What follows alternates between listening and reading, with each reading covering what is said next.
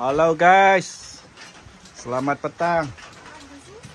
Kita pergi kebun guys. Tengok, oh itu buah-buahan pun sudah buah guys. Tengok ini, bulan 12 mungkin sudah boleh ambil.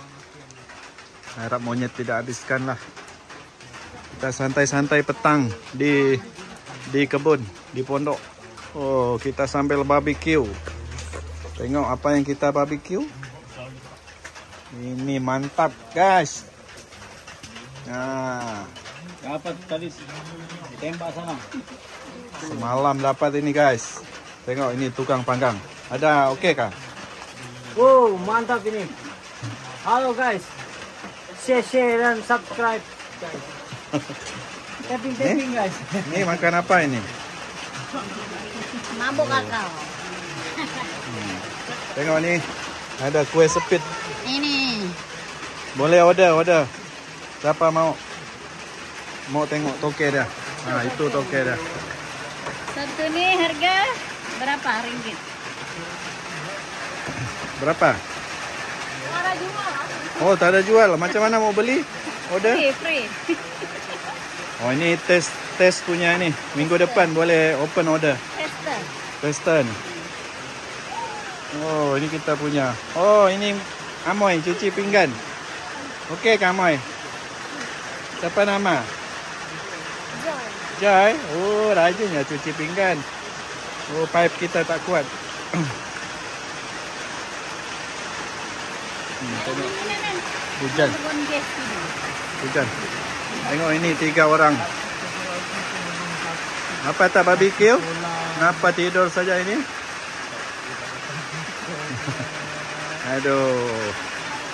Tengok hujan. Itu ada durian Musang King. Musang King guys. Tengok. Oh, hujan sudah.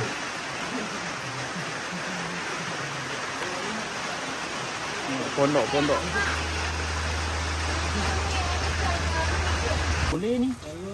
Oh, tengok kita punya masakan ini. Ada perut guys. Perut babi. Sedap. Tengah-tengah hujan memang sesuai.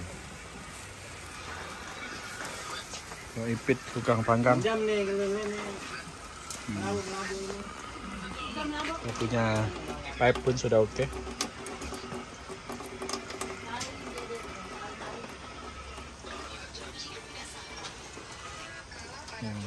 Ada ayam,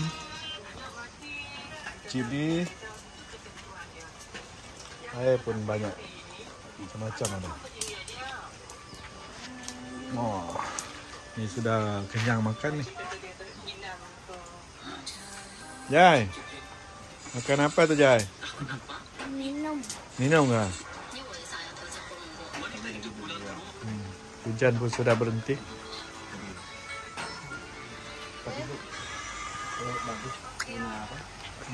Hujan sudah berhenti. Tengok rambutan.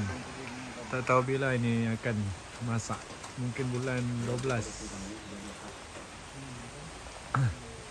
Sana ada rombongan Brazil sana.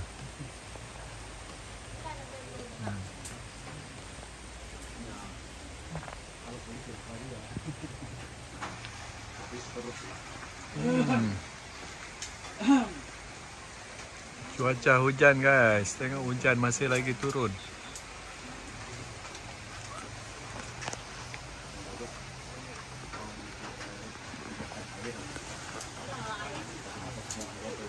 Pondok kita di kebun.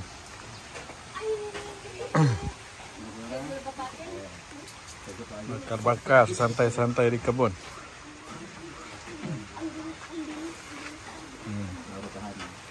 Tukang panggang.